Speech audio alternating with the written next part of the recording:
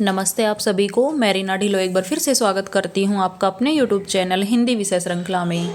तो भाई आज हम पढ़ने वाले हैं यूनिट 4 जिसका नाम है संचार। और संचार के अंतर्गत हम संचार को कितने भागों में बांट सकते हैं उन भागों के बारे में। तो संचार के जो प्रकार हैं, सबसे पहले उनमें आता है संबंधों के आधार पर संचार का वर्गीकरण।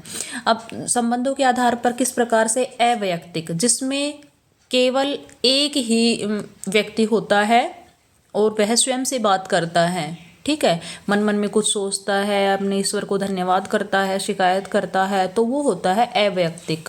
उसके बाद आता है अंतर्वैयक्तिक। अंतर्वैयक्तिक में जो दो लोग होते हैं आपस में बात करते हैं, समूह में कुछ लोग होते हैं, और जनसंचार में एक साथ बहुत सारे लोगों तक सूचना पहुंचाई जाती है। जैसे टीवी है, मोबाइल फ़ोन है, रेडियो है, तो अखबार है, इनके द्वारा हम एक साथ बहुत सारे लोगों तक सूचना पहुंचा सकते हैं, तो वो होता है जनसंचार।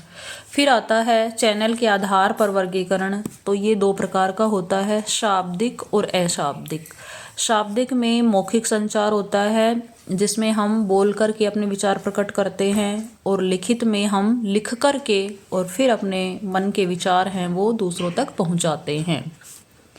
मौखिक संचार में हमें ध्वनि, पिंच और मात्रा देखी जाती है। जैसे जब हम गुस्से में बात करते हैं तो बहुत तेज हमारी आवाज़ हो जाती है, गति जो स्पीड है वो तेज हो जाती है, और उच्चारण में स्पष्टता, गुस्से में हमारा जो उच्चारण है वो स्पष्ट रूप से सुनाई नहीं देता है। परंतु जब हम शांत अवस्था में बात करते हैं तो गति धीमी होती है, मात्रा कम होती है और उच्चारण में स्पष्टता आ जाती है।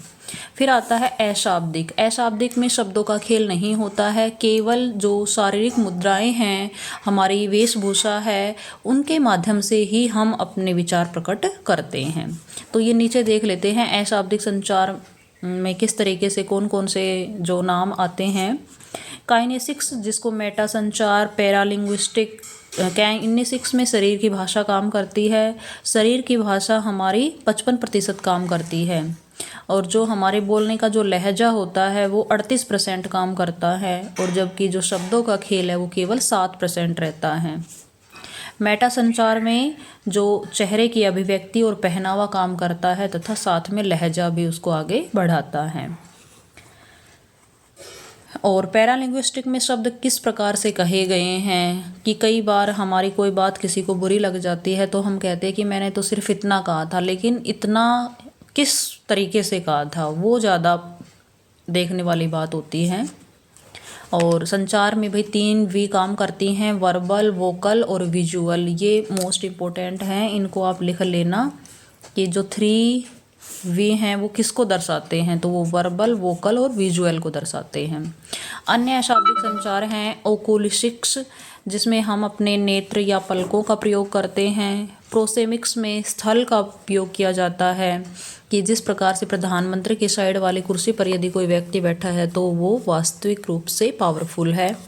हैप्टिक्स में स्पर्श करना, किसी को हम सहलाते हैं, धीरज बंधाते हैं, उसका सिर पुचकारते हैं, तो ये हैप्टिक्स में आएगा। ऑब्जेक्टिक्स में किसी वस्तु की ओर इशारा करते हैं।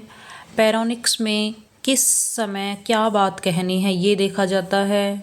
और ओल्फैक्टिक्स में गंध, महक, जैसे कि हम खुशबू के द्वारा ही बता सकते हैं कि खाना कैसा बना है।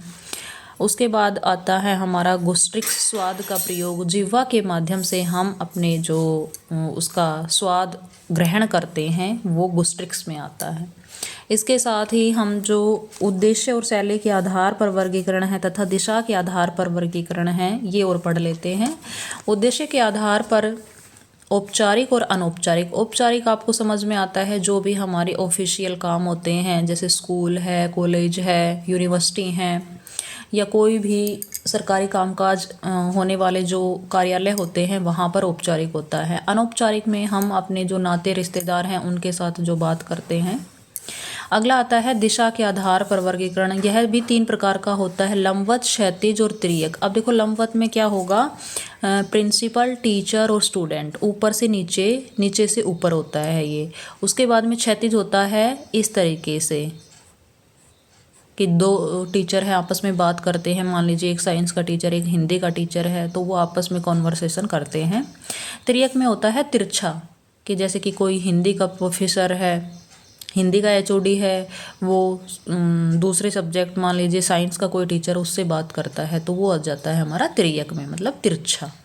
तो इस प्रकार से हमने संचार के प्रकार अच्छे से पढ़ लिए हैं। और यदि आपको कोई समझ में नहीं आया हो कुछ भी तो आप कमेंट सेक्शन में पूछ सकते हैं। धन्यवाद।